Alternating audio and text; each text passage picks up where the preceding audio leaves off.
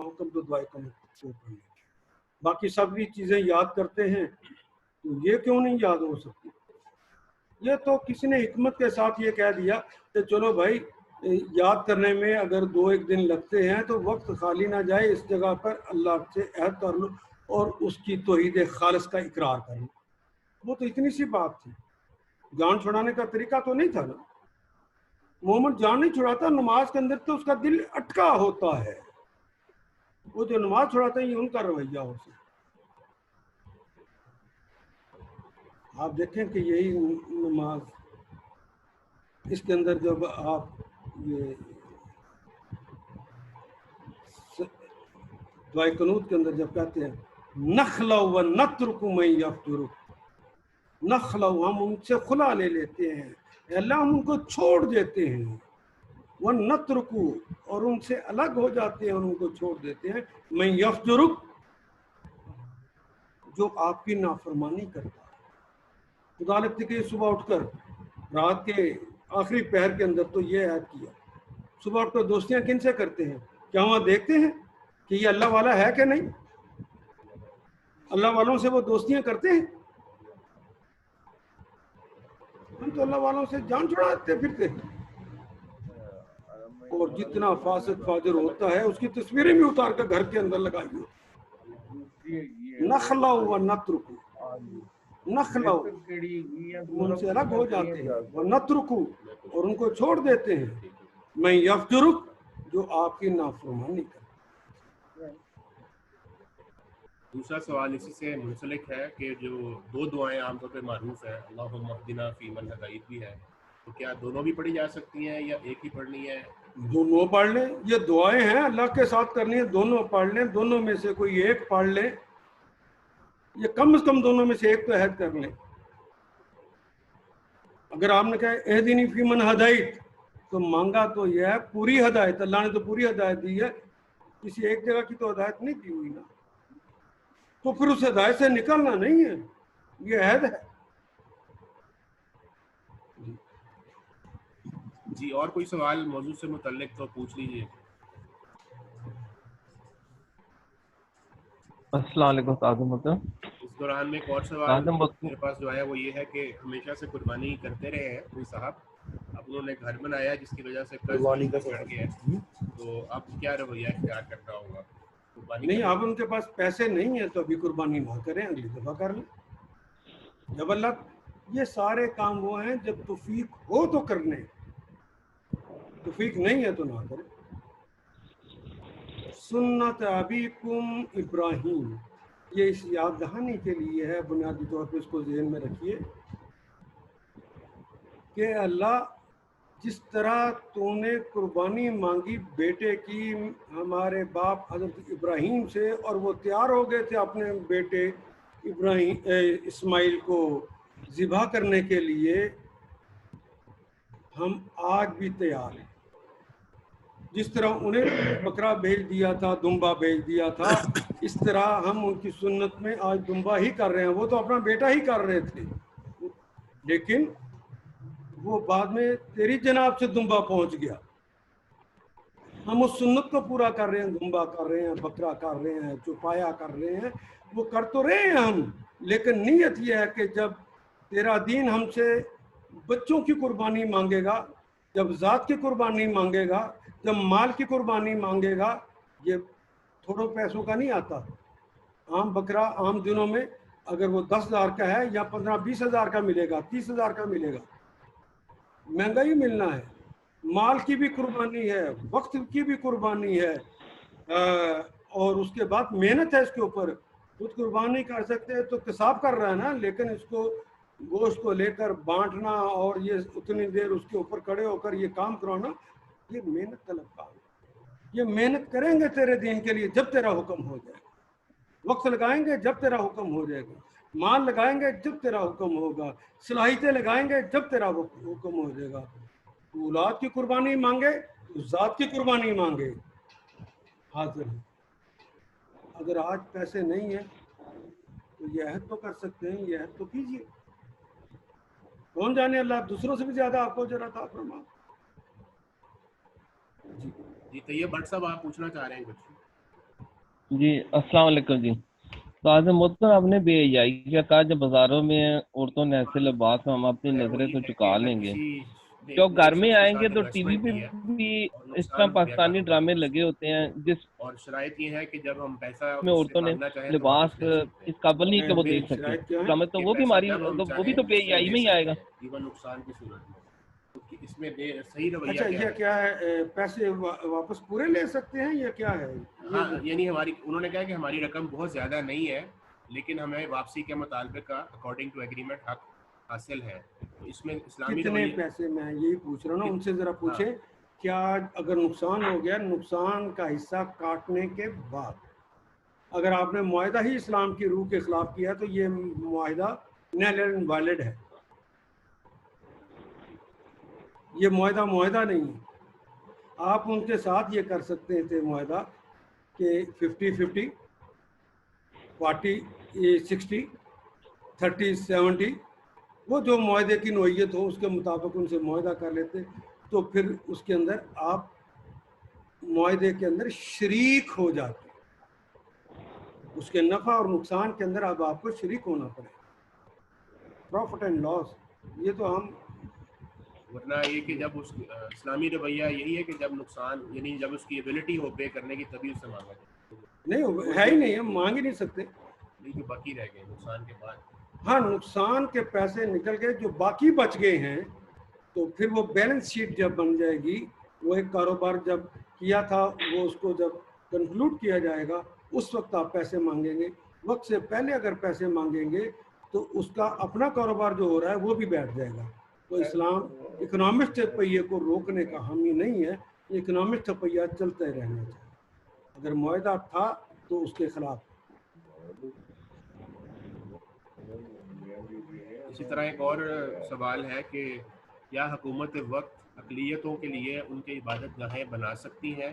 آج کل کے تناظر میں وہ جو اسلام آباد میں مندر کی تعمیر اس حوالے سے یہ فیشن کے طور پر سوالات ہو رہے ہیں پورے میڈیا کے اندر, اور وہ بھی بول رہے ہیں جن کو دین کے الف بے کا بھی نہیں پتا. کل میں خود ایک میرے موبائل پہ آئی ہوئی تھی بات, وہ میں سن رہا تھا, ایک صاحب کہہ رہے تھے میں نے تو نہیں پڑھا لیکن وہ مجھے کسی نے بتایا ہے کہ فتاوی عالمگیری میں ہے کہ حکومت بنا کر دے سکتی مندر کسی. اللہ کے بندے, جس بات کو تو نے پڑھا نہیں ہے میڈیا کے اوپر آ کر اس کی بات کر رہا. فتاوی عالمگیری جو ہے یہ حضرت امام ابو حنیفہ رحم اللہ تعالیٰ کے مسلک کے عین مطابق, اس کے اوپر کوئی اختلاف نہیں. نبی محترم صلی اللہ علیہ وسلم دیکھیے, جب آپ نے فتح مکہ کے موقع پہ سب کو امان دے دی اور کسی کو مجبور نہیں کیا کہ وہ مسلمان ہو جائے, ذمہ بننا چاہتے ہو ذمہ بن جاؤ, اور مومن ہو کے رہنا چاہتی ہو تو مومن ہو کے رہو. یہ سب لوگوں نے مرکز بنا رکھا تھا خانہ کعبہ کو اپنی عبادت کا, یا اپنے بعض جگہوں پہ انہوں نے وہ اپنے اپنے بتوں کو رکھا ہوا تھا, اس کی عبادت کرتے. قبائل کے اپنے اپنے تھے.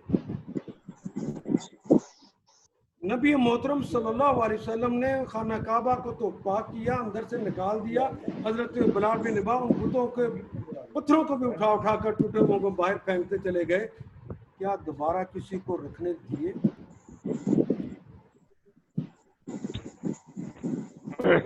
کیا نبی محترم صلی اللہ علیہ وسلم نے جب لوگوں کے اوپر بڑی مہربانیاں بھی کی, آج اتنا تھوڑا ہے کہ ان کا دشمن ہے رسول اللہ, اور ساری عمر اس خاندان نے آپ سے دشمنی کی ہے, آپ کے خاندان سے دشمنی کی ہے, آپ کی ذات سے دشمنی کی ہے. اور جو ابو سفیان کے گھر بھی چلا جائے, حضرت حمزہ کا کلیجہ چبانے والی کے گھر بھی چلا جائے, وہ بھی امان میں چلا. جو اپنے گھر میں چلا جائے وہ بھی امان میں چلا جائے. جو کافر اپنے گھر میں بیٹھ گئے اس کو بھی امان دے. لیکن مہربانیوں کے باوجود کسی کو وہ مندر وہ جگہ بنانے کی اجازت دی. ہاں جو حکم دیا ہے وہ یہ ہے، وہ سن لیں کہ ان کو زبردستی مسلمان نہیں کیا جا سکتا. وہ اپنی عبادت خود کر سکتے ہیں، اور جو ان کے معبد بنے ہوں ان کو گرایا نہیں جا سکتا. یہ بھی سن، جو معبد بنے ہوں ان کو گرایا نہیں جا سکتا. تو رسول اللہ صلی اللہ علیہ وسلم نے پھر ان کا معبد تھا خانہ کعبہ، اس کو کیوں گرا دیا؟ نہیں، معبد ان کا نہیں تھا. یہ معبد تو اللہ کا گھر حضرت ابراہیم نے بنایا تھا، حضرت اسماعیل نے بنایا تھا اللہ کی عبادت کے لیے. ان کا وہاں پہ قبضہ تھا، وہ اٹھا کر قبضہ باہر کیا. کسی کی عبادت گاہ کو توڑا نہیں ہے. ہاں وہ اپنی عبادت گاہ کو پرانی ہو جائے تو بنانا چاہیں تو ان کو ممانت نہیں ہے، وہ بنائیں، اپنی عبادت کریں، ان کو ممانت نہیں ہے. ہم فوراً ہی کٹسی کے اندر چلے جاتے ہیں، جانتے ہی نہیں ہیں کہ دین حق اور دین باطل کیا ہوتا ہے. اسلام دین حق ہے، اسلام کے علاوہ جتنے دین ہیں وہ باطل. کیا باطل کی آبیاری کے لیے دین حق کوشش کرے؟ اس لیے حضرت عمر بن خطاب رضی اللہ تعالیٰ عنہ نے یہ آرڈر جاری کر دیا تھا کہ مملکت کی حدود میں کوئی نیا معبد مسجد کے علاوہ نہیں بنے، اور کوئی بھی غیر مسلم اپنا معبد نیا نہیں بنا سکتا. جو پہلے بنے ہوئے ہیں ان کے اندر وہ عبادت کر سکتا. وہ اپنے باطل کی لوگوں کے اندر تشہیر نہیں کر سکتے، اس کی ترویج نہیں کر سکتے. انہیں اپنے لوگوں تک جو آلریڈی ہندو ہیں ان تک بات کو پہنچانا ہو تو ان تک وہ بات پہنچا سکتے ہیں. ان کو اس پہ کوئی ممانت نہیں. اپنی حدود میں رہیں، حق اور باطل سمجھ کر بات کریں. یہ کٹسی کہاں سے آ گئی؟ اور فرض کیجئے مغلیہ خاندان کے اندر آپ کو مل جائے کہ انہوں نے مندر بنائے بھی ہیں، تو کیا مغلیہ خاندان جو ہے وہ اسلام کے مطابق چل رہا تھا کہ وہ دین الہی کے مطابق چل رہا تھا؟ ہاں جس نے دین کے مطابق کام کیا ہے، کیا اورنگزیب عالمگیر جس کا آپ دیتے ہیں فتوے کا حوالہ دے، کیا انہوں نے بھی کوئی مندر بنا کر دیا تھا؟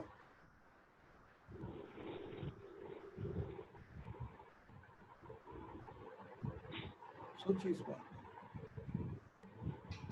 یہ کٹسی نہیں ہے، حق اور باطل کی بات ہے، حق کا ساتھ دیجیے.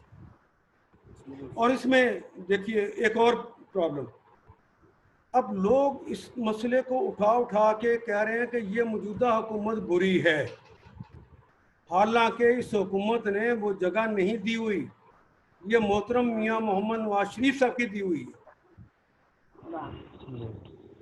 اور اب یہ محترم موجودہ حکومت جو ہے یہ پیسے لگا کر اس کے اوپر بنانا چاہ رہی ہے.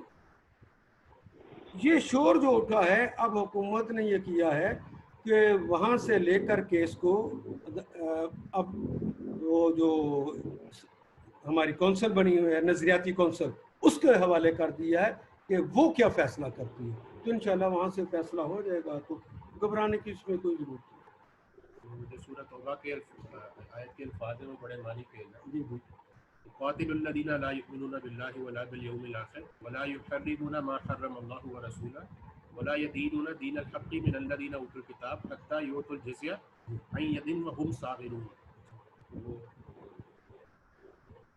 اس کے بعد اگلا سوال ہے کہ جنہ کا کلمہ عربی میں جنہ، جیم نون اور ہے، اس کا کیا مطلب ہے؟ اور محمد علی جناح کے اندر جو جناح ہے کیا اس میں اور اس میں کوئی مشابہت ہے؟ نہ کوئی مشابہت نہیں. ڈھال، جنہ ڈھال کو کہتے ہیں. ہاں جی.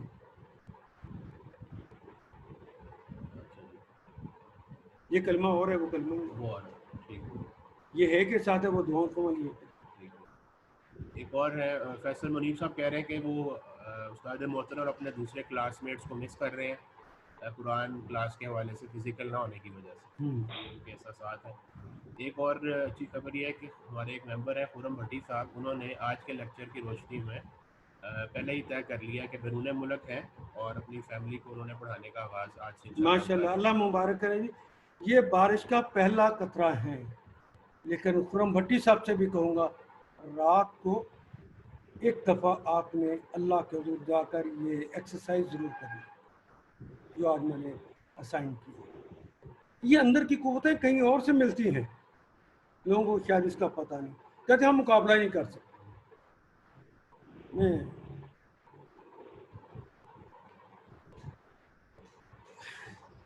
جب اسلامک لاء کر کے واپس آیا تو میرے والد محترم نے پوچھا کہ وہاں کیا پڑھ کر آئے, کیونکہ میں لکھا کرتا کہ میں کلیہ شریعہ میں پڑھ رہا ہوں, میں کلیہ شریعہ کر رہا ہوں, اس طرح کی بات. یہ کلیہ شریعہ کا کلمہ انہیں سمجھ نہیں آتا تھا, تو انہوں نے پوچھا یار میں سادہ لفظیں 10 پڑھ کے کیا ہیں.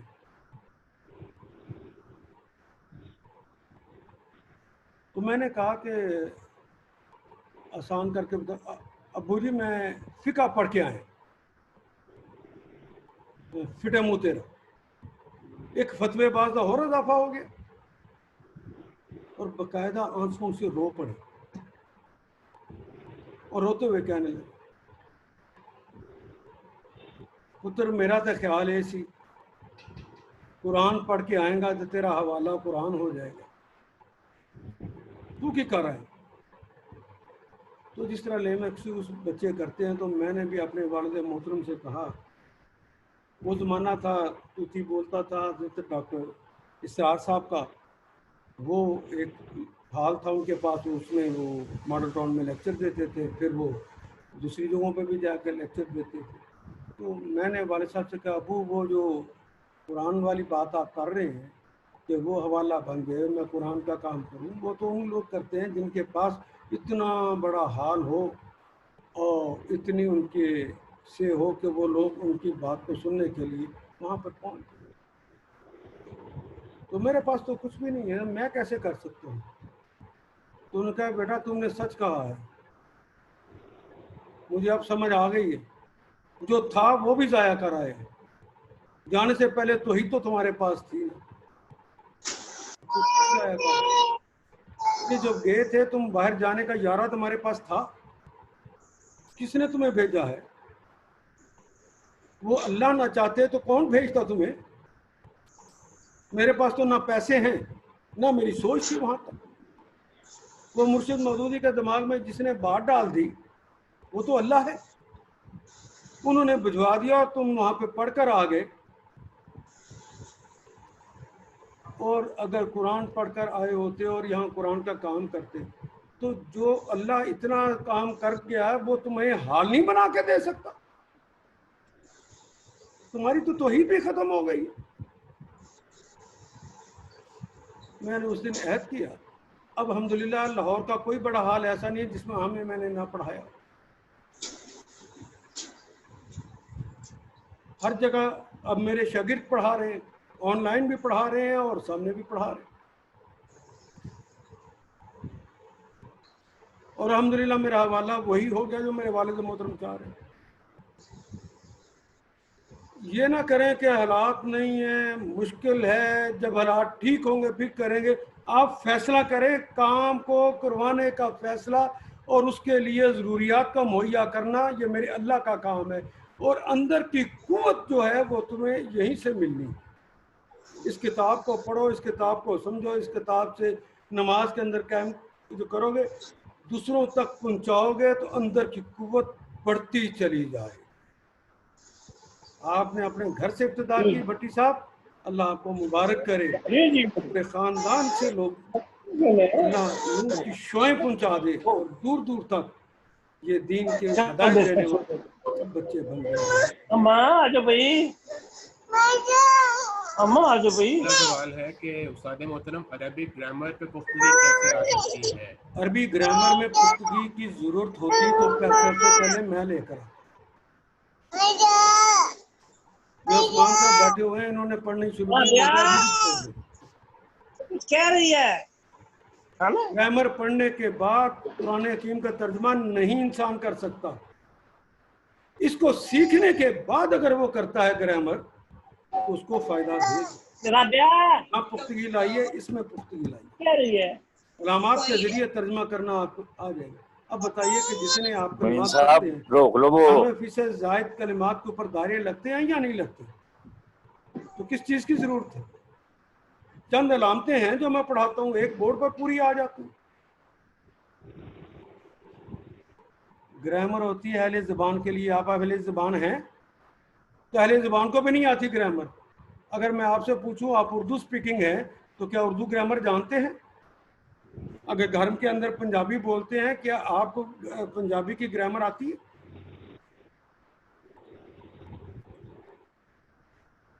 जी बहुत शुक्रिया। मैं आपकी इजाज़त से ये बताना चाहूँगा लोगों को कि मेरा कई साल का साथ है सर के साथ, तो सर ने मुझे नहीं करने दी। अभी रिसेंटली आके उन्होंने इजाज़त दी है कि अब मामला पहुँच गया है, वो भी सिलेक्टेड यानी मैं पढ़ रहा हूँ। तो बिल्कुल ये उसको हमें करना चाहिए फॉलो स्ट्रिक्टली। जो चीज़ें ज़रूरत की हैं वो इसके अंदर मुहैया ऑलरेडी है। जी और कोई सवाल? जिस आदम बोलता मैं सवाल कर रहा था उस्मान साहब, जो टीवी पे भी ड्रामे देखते हैं ये भी औरतों को देखते हैं, जैसे बाजारों में सवाल औरतों नहीं को है तो फिर देखना हम बेहयाई बात है। आवाज़ जी आज ठीक जी वो आवाज आ रही है कि अतीक साहब से मैंने पूछा था, वो कह रहे थे ठीक थी। और अगर आवाज़ के वाले से वैसे भी आप जनरल फीडबैक या कोई अगर मुश्किल आ रही है तो वो मुझे बता दिया करें ताकि हम बेहतर कर सकें। उस्मान साहब आवाज आ रही है?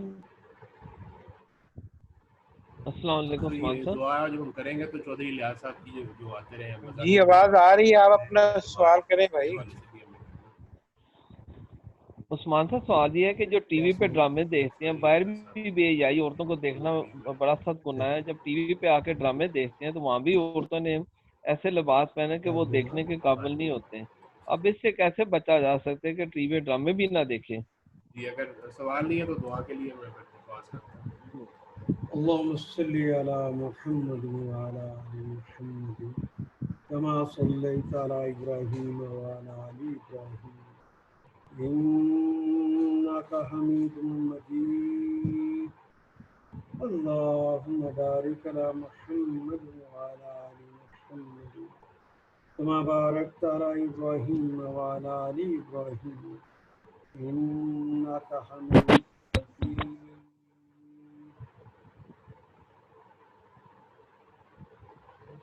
अल्लाह कुरान को हमारे दिल की बहार बना दे, दिल का सुरूर बना दे, आँखों का नूर बना दे, गमों का मुदावा बना दे, दुखों का इलाज बना दे। या अल्लाह कुरान हकीम को हमारा साथी बना दे, लम्हात का साथी, सोच का साथी, सारी ज़िंदगी का साथी बना दे, वक्त ऐश का साथी बना दे, वक्त तैश का भी साथी बना दे। या अल्लाह कुरान हकीम को हमारे लिए शिफा बना दे और कुरान हकीम को हमारे लिए शिफात करने वाला बना दे। ए अल्लाह जिन बीमारों के ये दुआ के लिए कहा गया है, या अल्लाह उन सबको शिफाए कामिला और आजिला अता फरमा। या अल्लाह उन सबको शिफाए कामिला और आजिला अता फरमा।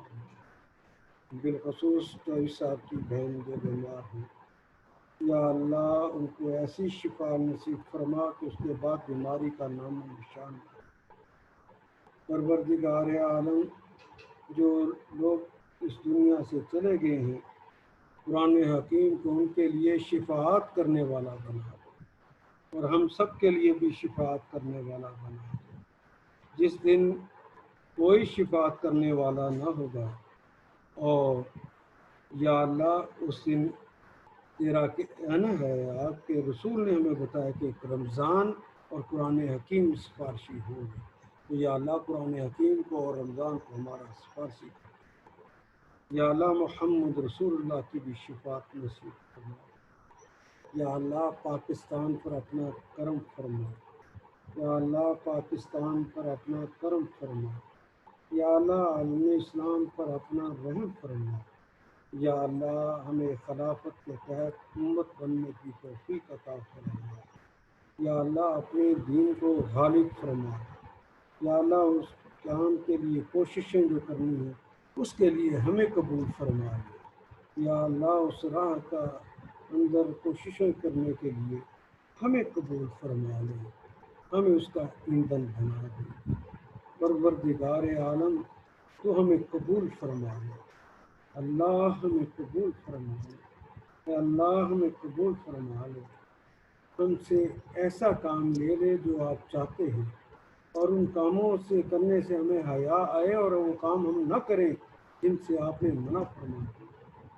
یا اللہ طبیعت اور مزاج کے اندر وہ حلاوت عطا فرما جس کو حلاوت ایمان کہتے ہیں۔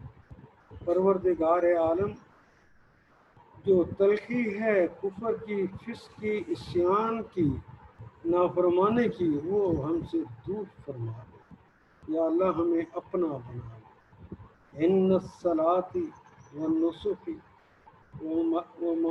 ومحیای ومماتی وللہ رب العالمین۔